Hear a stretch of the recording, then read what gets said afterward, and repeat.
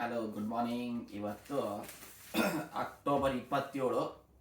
ಜಪಾನಿನ head news ಏನಪ್ಪ ಅಂದರೆ, ಬೇಸಿಕಲಿ ಇಲ್ಲಿ ತಕಾಯಿಚಿ ಪ್ರೈಮ್ ಮಿನಿಸ್ಟರ್ ಆಸಿಯಾನ್ಗೆ ಹೋಗಿರೋದ್ರಿಂದ ಅದ್ರ ಬಗ್ಗೆ ಜಾಸ್ತಿ ಇದೆ. ಬಟ್ ಬಂದಿದೆ ಏನಪ್ಪ ಅಂತ ಹೇಳಿದ್ರೆ, ಅವ್ರದ್ದು ಏನಪ್ಪ ಅಂದರೆ ರೇಟಿಂಗ್ ನೋಡಿದ್ದಾರೆ 74%. 75% ಹಿಂದೆ ಹತೋಯಮ ಅಂತ ಇದ್ರು, ಅಂದರೆ ಈ ಗೌರ್ಮೆಂಟ್ ಚೇಂಜ್ ಆದಾಗಿತ್ತು. ಸೊ ಅವ್ರಿಗೆ ಬಂದಿತ್ತು, ಅವ್ರು ಬಿಟ್ಟರೆ 74% is A very huge thing. ಅದು ಬಿಟ್ಟರೆ ಚೈನಾ ಮತ್ತು ಅಮೇರಿಕಾದ ಮಧ್ಯೆ ಟ್ಯಾರಿಫ್ ಪ್ರಾಬ್ಲಮ್ ಬಗ್ಗೆ ಬರೆದಿದ್ದಾರೆ. ಮೋಸ್ಟ್ ಪ್ರಾಬಬ್ಲಿ ಚೈನಾ ತಮ್ಮ ರೇರ್ ಮೆಟಲ್ನ ಈಗ ಅಮೇರಿಕಕ್ಕೆ ಕೊಡೋದಿಲ್ಲ ಅಂತ ಹೇಳಿದರು. ಅದನ್ನು 1 ವರ್ಷ ಎಕ್ಸ್ಟೆಂಡ್ ಮಾಡ್ತಾರೆ. ಅದ್ರ ಬದಲಿ ಅಮೇರಿಕಾನು 100% ಏನು ಅಡಿಷ್ನಲ್ ಟ್ಯಾರಿಫ್ ಆಗ್ತಾ ಇದ್ದಾರೋ ಅದನ್ನು ಕಡಿಮೆ ಮಾಡ್ತಾರೆ ಎಂದು ಬರೆದಿದ್ದಾರೆ. ಅದು ಬಿಟ್ಟರೆ HC ರಾಕೆಟ್, ಈ ದೊಡ್ಡ ರಾಕೆಟು ಸ್ಪೇಸ್ ಸ್ಟೇಷನಿಗೆ ಕಳಿಸ್ಬೋದು. ಅದರಲ್ಲಿ ಸಕ್ಸಸ್ ಆಗಿದೆ 7th ಒನ್ನು.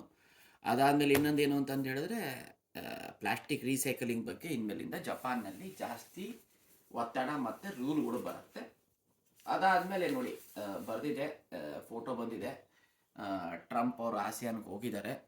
ಏನಪ್ಪ ಅಂತಂದು ಹೇಳಿದ್ರೆ, ಟ್ರಂಪ್ ಅವರು ಆಸಿಯಾನ್ಗೆ ಲಾಸ್ಟ್ ಟೈಮ್ ಟ್ರಂಪಿನ ಕಂಪೇರ್ ಮಾಡಿದ್ರೆ ಆಗಲೇ ಆಸಿಯಾನು ಅಮೇರಿಕಾಕ್ಕೆ ಈಗ 2.2 ಟೈಮ್ಸ್ ಎಕ್ಸ್ಪೋರ್ಟ್ ಮಾಡ್ತಾ ಇತ್ತು. ಅದಕ್ಕೆ ಡಿಪೆಂಡೆನ್ಸಿ ಜಾಸ್ತಿ ಆಗಿದೆ. ಸೊ ಅದನ್ನು ಟ್ಯಾರಿಫ್ ಇಟ್ಕೊಂಡ್ಬಿಟ್ಟು ಟ್ರಂಪ್ ಅವರು ಈ ಆಸಿಯಾನ್ ಮೇಲೆ ಪ್ರೆಷರ್ ಹಾಕ್ತಾರೆ ಅಂತ ಬರೆದಿದೆ. ಆಮೇಲೆ ನೆಕ್ಸ್ಟು ಬ್ರಾಜಿಲು ಮತ್ತು ಇದು ಅಮೇರಿಕದ ಬಗ್ಗೆ. ಸೊ ಇವರು 50% ಅಡಿಷ್ನಲ್ ಹಾಕಿದ್ರು. ಸೊ ಈ ಮೀಟಿಂಗ್ ಮಾಡಿಬಿಟ್ಟು ಕಡಿಮೆ ಮಾಡೋಣ ಅಂತ ಹೇಳ್ತಾ ಇದ್ದಾರೆ. ಏನಾಗತ್ತೆ ಅಂತ ನೋಡಬೇಕು.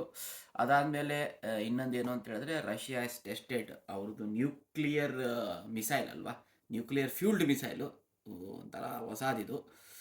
ಅದಾದಮೇಲೆ ಏನಪ್ಪ ಅಂತ ಹೇಳಿದ್ರೆ, ಮತ್ತು ಥೈಲ್ಯಾಂಡ್ ಮತ್ತು ಕಂಬೋಡಿಯಾ ಮಧ್ಯೆ ಟ್ರಂಪ್ ಅವ್ರು ನಿಂತ್ಕೊಂಡ್ಬಿಟ್ಟು ಪೀಸ್ ಟ್ರೀಟಿ ಮಾಡಿಸಿದ್ದಾರೆ. ನಮಗೇನಪ್ಪ ಇದೆ, ಕೊನೆಗೆ ಮಾತಾಡ್ತೀನಿ ಇದ್ರ ಬಗ್ಗೆ. ಅದಾದಮೇಲೆ ಎರಡು ಒಂಥರ ಫನ್ನಿ ನ್ಯೂಸ್ ನೋಡಿ. ಅತಿಯಾದರೆ ಅಮೃತವು ವಿಷ ಅಂತಾರಲ್ಲ, ಹಂಗೆ ಮಚ್ಚ ಬೂಮ್ ಜಾಸ್ತಿ ಆಗ್ಬಿಟ್ಟು ಮಚ್ಚ ಮ್ಯಾನುಫ್ಯಾಕ್ಚರಿಂಗ್ ಮಷೀನು, ಆಮೇಲೆ ಅದರದ್ದು ಮಚ್ಚ ಇದಲ್ಲ ಅದು ಸಿಗ್ತಾ ಇಲ್ಲ. ಎಕ್ಸ್ಪೋರ್ಟ್ ತುಂಬ ಆಗ್ತಾ ಇದೆ. ಸೊ ನೋಡ್ಬೇಕೇನಾಗತ್ತೆ ಅಂತ. ಬಟ್ ಏನಪ್ಪ ಅಂತ ಹೇಳಿದ್ರೆ, ಇದು ಗುಡ್ ಥಿಂಗ್. ಜಪಾನ್ಗೆ ಹೈ ರೇಟಲ್ಲಿ ಮಾರ್ತಾ ಇದ್ದಾರೆ.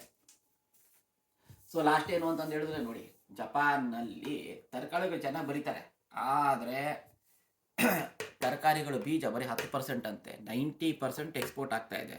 ಇವ್ರೇನು ಹೇಳ್ತಾರೆ, 88% ನಾವು ಜಪಾನಲ್ಲೇ ಮಾಡ್ತೀವಿ ಅಂತ ಹೇಳ್ತಾರೆ.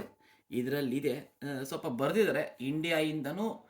ಫಾರ್ ಎಕ್ಸಾಂಪಲ್ ಏನಪ್ಪ ಅಂತ ಹೇಳಿದ್ರೆ, ಬ್ರಿಂಜಾಲು, ಆಮೇಲೆ ಕುಕುಂಬರು, ಸೌತೆಕಾಯಿ ಇಂಡಿಯಾಯಿಂದ ಬರ್ತಾ ಇದೆ. 90% ಇಂಡಿಯಾಯಿಂದ ಬರುತ್ತಂತೆ. ಈ ಥರ ಇದೆ.